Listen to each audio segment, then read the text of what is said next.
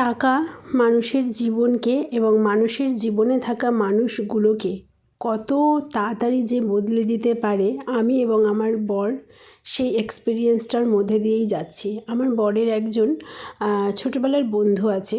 ছোটোবেলা মানে ক্লাস 8 থেকে তার সাথে বন্ধুত্ব।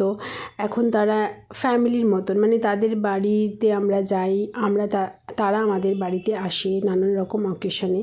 তো তার থেকে কিছু টাকা আমার হাজব্যান্ড ধার নিয়েছিল।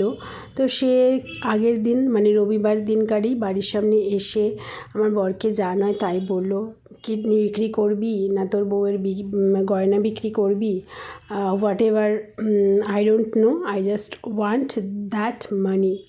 মানে একটা ছোটোবেলার বন্ধু যে কিনা ফ্যামিলি মেম্বারের মতন, সে কী করে এরকম বলতে পারে, আই ডোন্ট নো।